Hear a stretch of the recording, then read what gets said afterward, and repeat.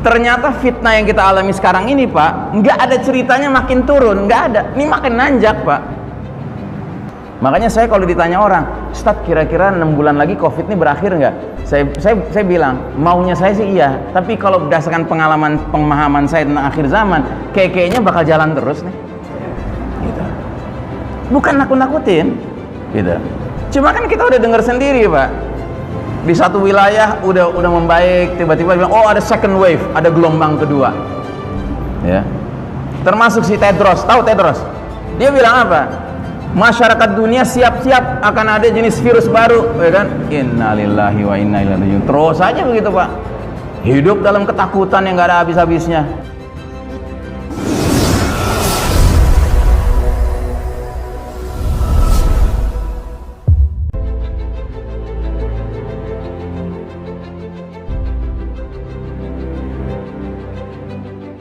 Nah, jadi jangan kita kira ya mereka ini orang baik-baik, Pak. Ini bukan orang baik-baik yang mimpin dunia hari ini, Pak.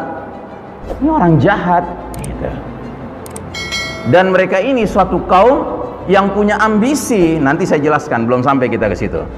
Tapi yang pasti, begitu sistem iman yang merupakan rumah besar, tempat berlindung, tempat tinggal umat Islam runtuh, maka kaum kafir Yahudi Nasrani ini leluasa, semena-mena melancarkan ghazwul fikri.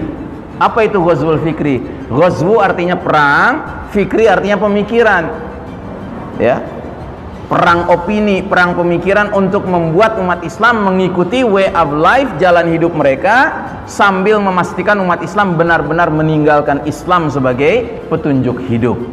Mereka pastikan umat Islam tidak lagi berpikir perlu menegakkan sistem iman tauhid. Makanya di negeri ini yang teriak-teriak sistem iman tauhid kagak ada, ya kan? Itu bukan orang kafir lagi, Pak. Tapi orang muslim juga. Karena apa? Mereka sudah jadi korban ghazwul fikri. Ya. Orang kafirnya udah ngangkat kaki, Pak, di negeri ini. Ya. Tapi muslim munafiknya yang luar biasa aktifnya. Nah, jadi kaum kafir Yahudi Nasrani sangat tidak rela jika umat Islam mengikuti petunjuk Allah. Enggak kenapa bagi mereka jika umat Islam tetap ngaku muslim, asalkan mau menempuh jalan hidup sebagaimana jalan hidup kaum kafir barat Yahudi Nasrani. Jadi sekedar kita ngaku muslim nggak masalah buat mereka. Tapi yang penting jangan ngikutin petunjuk Allah lagi. Ikuti petunjuk mereka. Ikuti jalan hidup mereka. Wah, Ustadz Ihsan hate speech nih, ya kan? Ungkapan kebencian nih. Enggak. Ada dalilnya.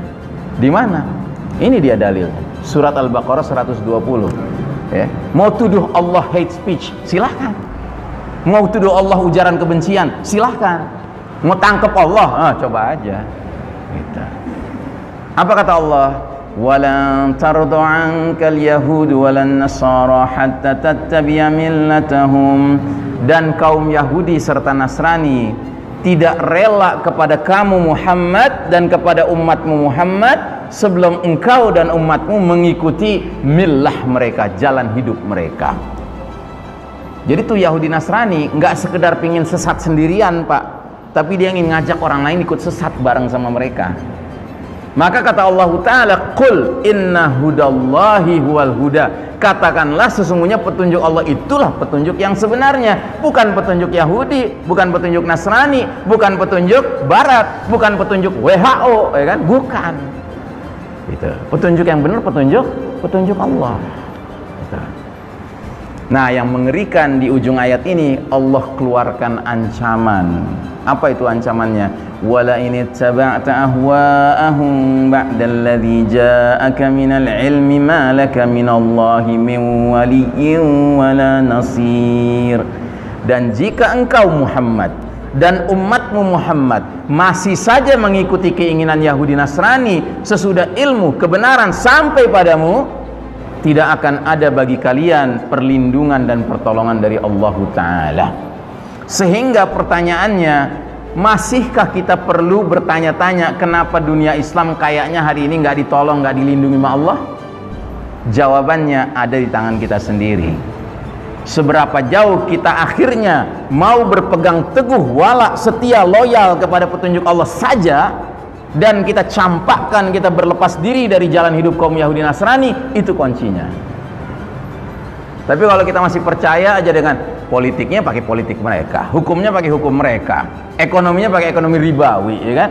Ya jangan heran kalau Allah nggak kunjung lindungi, nggak kunjung tolong.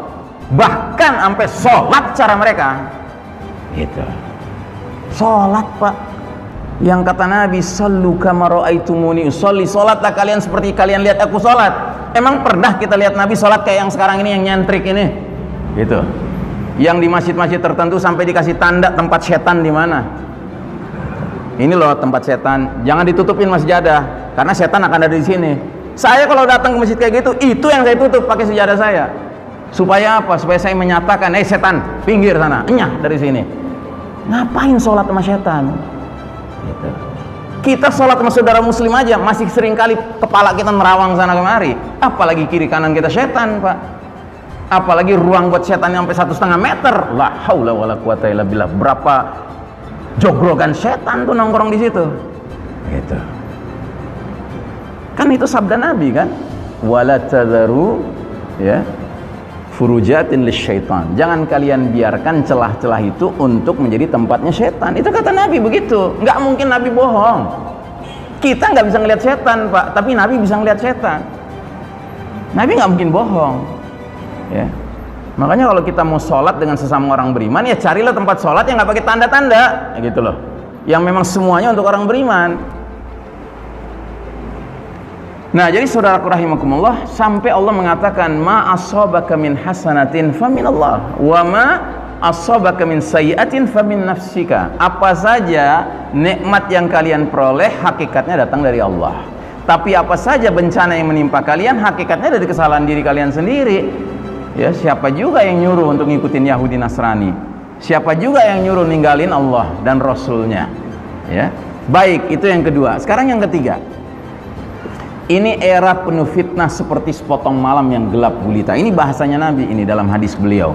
Beliau bersabda, badiru bil a'mali fitanan ka qita'il lailil muslim. Segeralah kalian beramal sebelum datangnya fitanan. Fitanan itu beda dengan fitnah, Pak. Kalau fitnah itu satu ujian, kalau fitanan itu seabrek-abrek ujian, banyak ujian.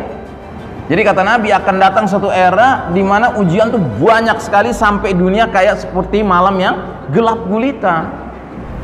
Maksudnya bukan gelap beneran, Pak, tapi kita dikepung sama nilai-nilai yang gelap.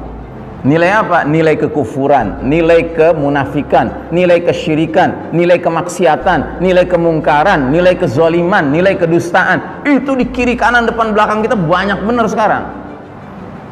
Atau Anda nggak setuju? Anda bilang, enggak Ustadz, di mana-mana keadilan sedang tegak. Enggak Ustadz, di mana-mana kemakrufan sedang berlaku. Enggak Ustadz, di mana-mana keimanan yang ada, ketaatan yang kalau saya ada orang ngomong gitu, mendingan saya suruh wudhu sanalah. Lu baru bangun kali masih belekan loh. Gitu.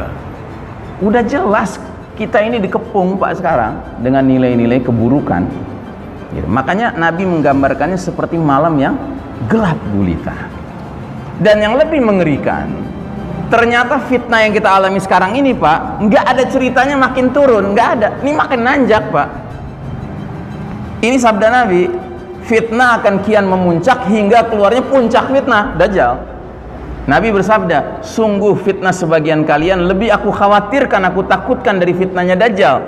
Dan tidak ada seseorang yang selamat dari rangkaian fitnah tersebut, melainkan dia pasti selamat menghadapi fitnah selanjutnya, fitnah berikutnya. Dan tidak ada fitnah yang dibuat sejak dunia ini hadir, baik fitnah yang kecil maupun besar, kecuali untuk menjemput kedatangan fitnah Dajjal. Makanya saya kalau ditanya orang, Ustadz, kira-kira 6 bulan lagi COVID ini berakhir nggak? Saya bilang, maunya saya sih iya, tapi kalau berdasarkan pemahaman saya tentang akhir zaman, kayaknya bakal jalan terus nih. Gitu. Bukan nakut-nakutin, gitu. Cuma kan kita udah dengar sendiri, Pak. Di satu wilayah udah membaik, tiba-tiba bilang, oh ada second wave, ada gelombang kedua. Ya. Termasuk si Tedros, tahu Tedros? Tedros bukan tukang jual es, bukan. Tedros nih pimpinan Badan Kesehatan Dunia. Dia bilang apa? masyarakat dunia siap-siap akan ada jenis virus baru, ya kan? Innalillahi wa inna ilaihi raji'un. Terus saja begitu, Pak. Hidup dalam ketakutan yang nggak ada habis-habisnya, gitu. Ya. Nah, jadi saudaraku rahimakumullah, fitnah ini akan terus jalan, Pak. Makanya nggak ada cerita kita masih boleh main-main sekarang, Pak. Mari kita beriman, bertakwa yang sebenar-benarnya, supaya furqan ada dalam diri kita. Karena kalau furqan nggak ada, Pak, mereka bilang ini baik, kita ikutin, padahal buruk. Mereka bilang ini buruk, kita jauhin, padahal itu baik.